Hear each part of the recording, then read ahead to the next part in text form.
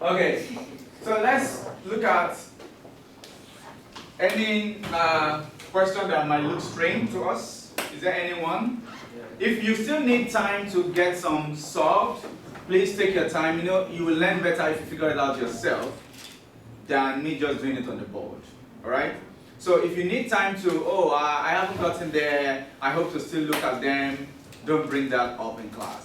But you have made an attempt and you have tried all your best, you couldn't figure it out, let me know now.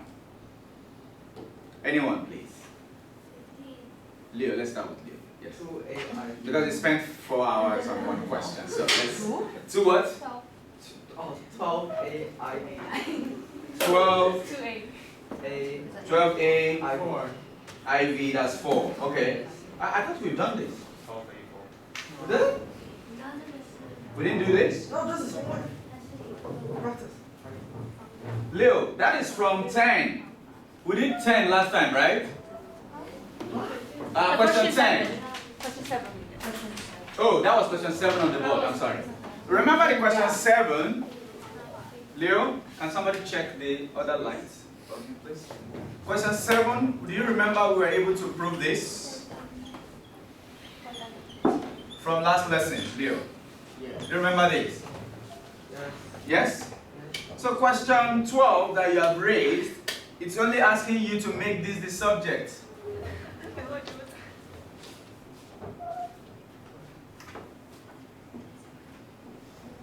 And show that, I guess you can do it also from your previous calculation. But basically, if you make this the subject, you establish what that question is talking about. Do you understand my point? Okay. Do you know what making subject means? Isolating that. Yeah, if you isolate this, take this away, you get cos 3 theta minus plus now, 3 cos theta, yes? Then eventually you have to divide by 4, which means this takes 4 and this takes 4, and that is what you get. And this is going to be cos cube theta. But in this case, I think you have to start from the beginning. Who has done question 12? Wait, I don't get it. You said question 12A IV. That's what I said. IV? Yes. Yeah. IV, that's 4. Oh. I'm only showing him another way of doing it. But with this one, you are supposed to start from the beginning because it ends show that. It means from your 1, 2, 3, they are linked together. Who has done it before I introduce that? Who has made a 10? Or who hasn't gotten there yet? Okay, let's just try that. You have Z, I'm just going to make put a sketch. Z is equal to that. The question is to show that this, you want to show that Zn plus 1 over Zn equals to cos n theta. Yes, ideas. What did you do? What? You put it in Euler form, good. Okay. So Euler form will be what? Exponential I theta. Good. So in that case, what happens here? So this is going to be e I theta to power n, yes? And this is e I theta to power what? Negative n, yes? And that will be e what? I n theta, e negative I n theta. Then what do you do again? You put it to CRS. Yeah, what form do we call this? The polar form. You take it back to polar form. So polar form, this is going to be now. This is the argument now, yes? And the other argument is going to be negative of this. So this is going to be CIS n theta, yes? Plus what? CIS negative n theta. So write it properly. CIS n theta means cos n theta, I sine n theta. And the other way, the other case, cos negative n theta, yes? I sine negative n theta, yes? So what happens here? Does this change? No, this remains what it is, yes? Talk to me please. Cos n theta plus I sine n theta, what happens to this? Cos n theta, why is that? It's an even function. Cosine is an even function. What about this? Minus comes out, so it becomes minus I sine. So what does this show us? Now this and this is 2. Yes? Okay, so that's sorted. So this is sorted. The other one said, explain why 1 over z, z plus 1 over z equals cos what? 2 cos theta. What explanation did you give? Cosine is a positive function. What? Cosine is a positive function. Or, yeah. Well, sine is not. So sine cancels out. So they cancel. Any other thing you can say? Because z is Z is the same as z to the power of 1. the same as z to the power of 1. What do you mean by that? So n will be. So just substitute n is equal to 1. Okay, it's a continuation. Okay, so when n is 1 from what I've just shown, this is what happens. Okay, it's as simple as that. The idea of cosine is an even function you use in the first one already. You don't have to bring it up here again. Okay, any question? The third one, use the binomial X theorem to expand.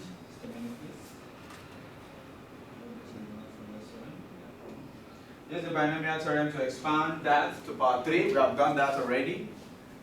Z plus 1 over z cubed, right?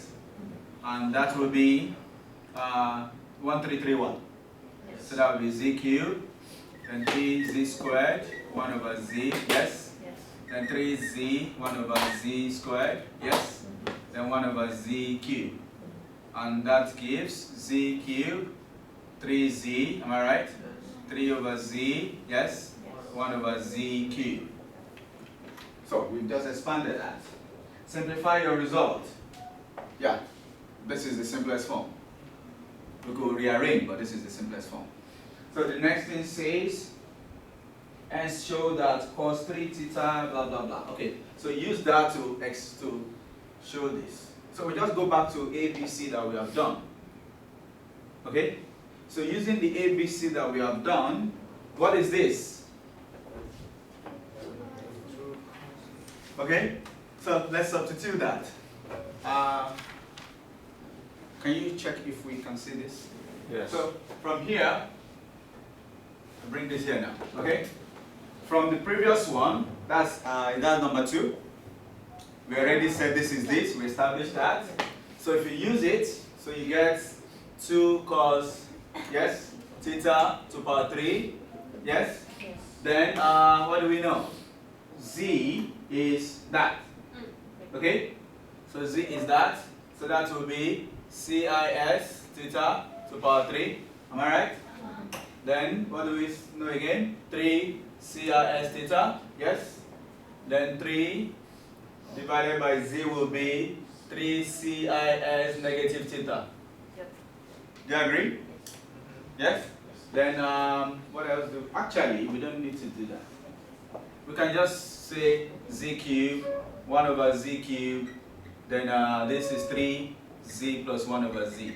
And we already know this as well. Yes, I think that's better. So let's change the substitution. So what do we, about this, we already have a proof for that too. Can you see that? And we have something for this as well. So this is a generalization, isn't it? So from Roman figure 1, when it is 3, that is when we have this. And that is going to be 2 cos 3 theta. Yes? This? Do you understand what I'm doing? Okay. We are going to use question 1, which is Zn plus 1 over Zn equals 2 cos n theta. That's the first one you have established. We are also going to use question 2, Z plus 1 over Z equals what? 2 cos theta. Yes, we have this already done. According to 3, from 3, we already know that Z plus 1 over Z to power 3 equals this. Z cubed plus 1 over Z cubed, 3 Z plus 1 over Z. Yes? So use all these here. So this on the left in the bracket, you have 2 cos theta cubed. Okay? Then this is just the case of n is equal to 3 here. And that gives what? 2 cos 3 theta. Then this is again going to be what? 3 cos theta. Wait, what? What's that? 3 times 2. Where do you get that? Because the 3 is out From Oh, there's a 2! There's a 2, so 6. Alright.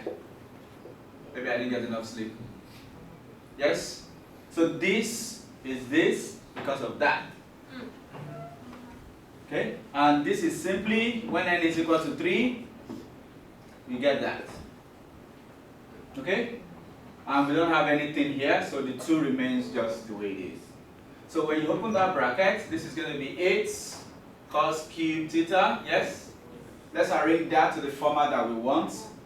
Okay, the cube, okay, this is going to be the subject eventually. So that's still okay. 2 cos 3 theta. And this is plus, yes, 6 cos theta. Am I right? So we want to make this the subject now. If we make this the subject, every other thing, the cube comes first. So 8 cos cube theta minus 6, right? Yes?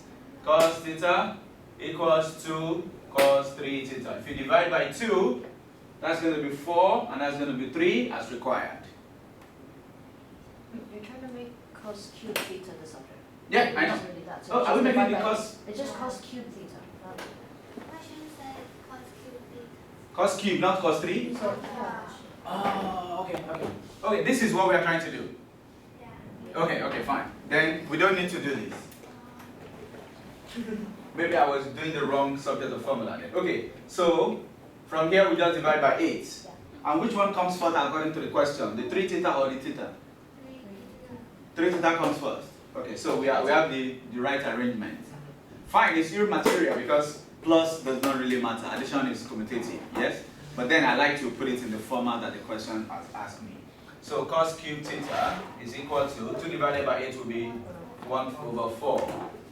Cos 3 theta, and this will be 3 over 4. Is this what you asked to show? Yes. So that's it. Leo, question answered? Alright, any other one? Anyone? Oh, yeah. Yes, which one? Quickly. I want us to spend max 30 minutes and move on, please. 13b. Who has done 13b? Who has done 13b? Who has attempted and you couldn't figure it out? I want to make sure I'm not doing something that someone is still trying to do. That's the point. Let's see what 13b says. Okay. Show that that is equal to that. Okay, let's see. 13b say, the first one you have 13a. Have you done 13a? Yeah. If you've done 13a, then you should have done 13b. Huh? Anyways, we want to show that z times z squared times z cubed times up to z to power k, yes, equals r raised to power k into k plus 1 divided by 2, then cis, then we have k plus 1 theta divided by 2, yes? And you're already told from the beginning that I would say where z equals r cis theta, yes? So which means the absolute value of z is r. Okay? So, what does this look like?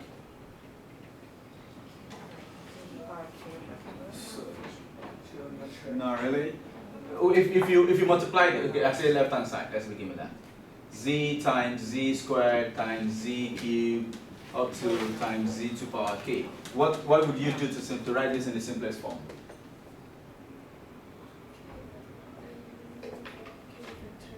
What? Say that again. N. Where does n come from? Z to the power of. Now, what this means is z to the power of 1 times 2 times 3 times 4 times up to k. Are you sure that's what this gives you?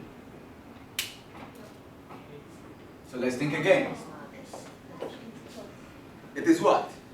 So sigma? Sigma. I like that. Sigma. Yes, sigma of what? 1 R equals R, don't use the notation that is used here. So we can say I equals 1 to K of I. Yes? You don't have to even complicate life for yourself. But of course this is true. What you should have done is just this. Indices, right? When you have a to power x times a to power y, it is simply a to power x plus y. And this extends to as many a to power anything as possible. Does it make sense? So this is simply law of indices. Of course you can write this in sigma form, that's fine. Okay? So this, all you need to do now is, what is this? So what is the sum of this? 1 plus 2, what is the sum of the first n numbers? N over 2. N over 2, Open bracket. open bracket, 2a plus 2a plus n minus 1, right, into this, trying to use the formula. Okay, fine. So n in this case is what? K. Okay, k over 2, 2a, what is a in this case? 1. So that's 2. N minus 1 is still k minus 1. What is d? 1. So this is sum of the first n terms of an AP, right? And this is an AP. Oh! I get that. Okay. Alright? You don't even have to do this. Remember, n over 2, a plus l. Right? First time and last time. You can do that too. So it's just going to be n over 2, a is 1, l is, k over 2, 1 plus k. Which is the same here. K over 2, 2 plus k minus 1. 2 minus 1 is 1. So you still get a 1 plus k again. Does it make sense now? So this is just the sum of the first n terms of an AP. So which means we can write this in this form. Z, k plus 1 divided by 2. Yes? And if your z is indeed r CIS theta, then it is r exponential I theta. Yes? Then you substitute. Okay? Raised to power k plus 1 over 2. Yes? And this is r exponential I theta. Can you see that? Okay? So what does this tell you? R to power k plus 1 over 2 exponential what? I k plus 1. Randy, can you make sure we are being covered here? And theta. So what does that tell you? This is your new argument, right? Because if you have it in this form, anything after I is your argument, right? Apart from I, the next set of things you can see, positive or negative, is your argument. So what does that tell you? Everything here is your argument. So, and if you write it back in a polar form, this remains. This has no business with that. This is the only thing you need to change, using that Euler formula or identity. Yes? If you write it back, it's going to become CIS of this. And that's the proof. That's all he has to do. So write it neatly yourself. Does it make sense? Yeah. So now you can see that you have used different topics that you have done in one question. That is why you need to remember everything. They are all connected. They are all connected. Look at this. Look at this great descriptor. It says, there is one, demonstrate a thorough knowledge and comprehensive understanding of the syllabus, not of one topic, of the syllabus. So far, your syllabus are the topics, few topics you have done. So that's why if you check your grade, have you gotten your report cards, everybody? If you check your grades, it is based, I follow these grade descriptors, based on my assessment. I don't care if you get 20% in my test, but when you attempt question, how do you reason logically? Do you connect with previous topics? Do you make inference to some topics you did like months ago? That shows you have an understanding of the syllabus. And that's why I can give you like a 7 or a 6 or a 5. Nobody's asking for percentage in IB. But how can you? What topic is this? Sequence and series. We did like long time ago. I think like the second topic in Form 5. After that, we've done indices, logarithms, surds, AP and GP, binomial theorem, and now it comes back again.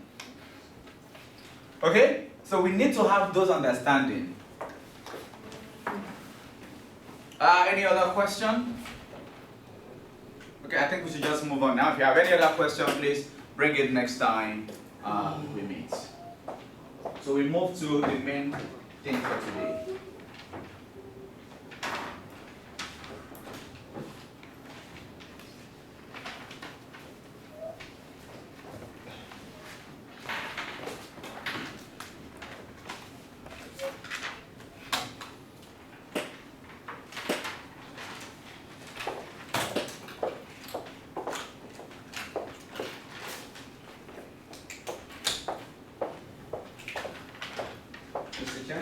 Can you take pictures of this in case we need to make use of them later and send it to the group immediately.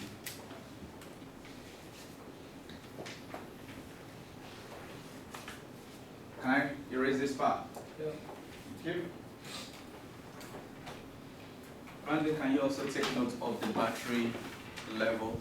So if it is not, we have this, so before we lose something.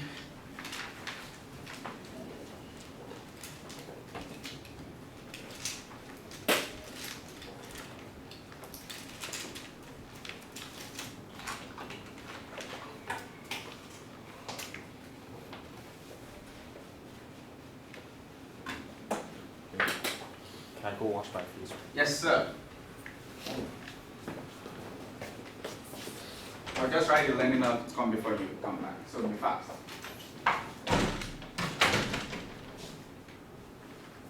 How many days to Christmas? What do you mean few days? It's not like it's 1 week. 16. I just want to sleep. Really? I just want to sleep. What's today's date? Anyway, Nine. that's 9. Oh yeah. 9, 16, 25. Square numbers. 9, 16, 25. Anyway. So today is 9, it's a Monday, last time I checked. It might have been changed after I checked, so I always like to see that. Who knows? People might be changing it. Okay. We'll be looking at the roots of complex numbers today. We might not be able to extend to maybe nth root of unity because I really want us to practice the roots of complex numbers. Then tomorrow we will do the root of unity, and that's all about complex numbers. So, roots of complex numbers.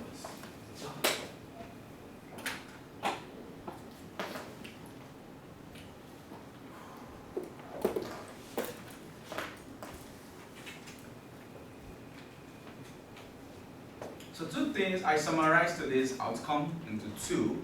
One is that I want us to be familiar with the fundamental theorem of algebra. I mentioned that, or maybe you heard it in the video that I played. Does anybody remember the fundamental theorem of algebra? Anyone? You remember the first video I played about complex number? Does anybody remember you remember that term, fundamental theorem of algebra?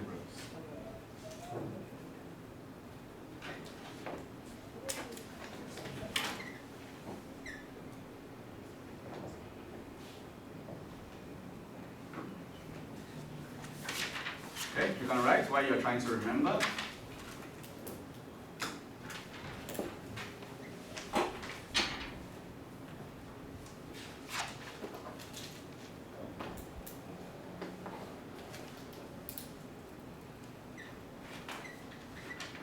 And the second part that I want us to be able to do is to find the roots of complex number, any roots of complex number.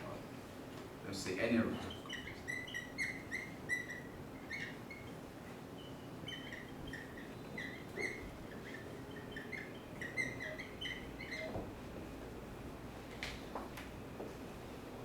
Change this.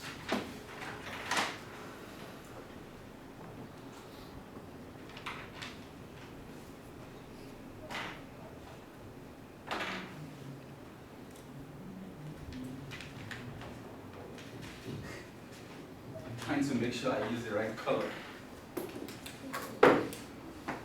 Now they all look the same. Oh, that's alright. Okay, yeah, I think this is it. I thought that's black. They all look black. I don't know. Anyways.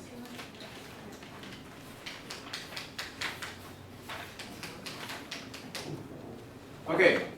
Does anybody remember this once again? In that video, there was a reference to polynomials. When you solve this equation, okay, let's start with ax plus b equals 0. How many results are you expected to get for the value of x? 1. Oh, let's say c. It doesn't have to be that. If you have ax squared plus bx plus c equals 0, you're expected to get how many values of x? But do you always get 2 values for x? No. Sometimes you don't even get any value, right? Then we say the values are imaginary. And now we can actually get what they are. So the fundamental theorem of algebra is any polynomial of degree n has n roots. But it doesn't mean that they are all roots. It doesn't mean they are not repeated roots. But there are n of them as are altogether. Okay? So in this concept, we'll be able to find all the roots. The real, the complex, sometimes complex conjugates will appear and things like that. So if you have a cubic equation, you're supposed to get 3 values. Okay? 3 complex numbers, be it a mix of complex and real and imaginary, or it is strictly real or strictly complex, it doesn't matter. So that is the fundamental theorem of algebra. Let's try that first.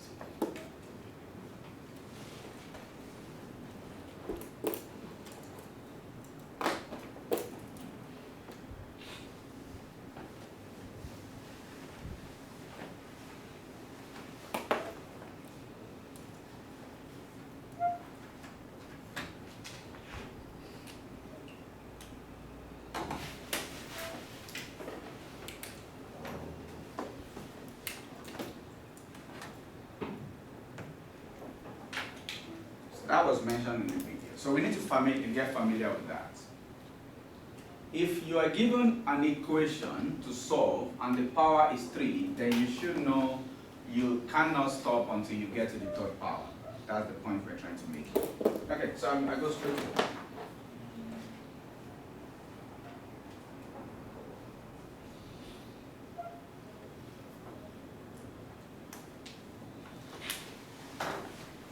Let's see, we're going to start with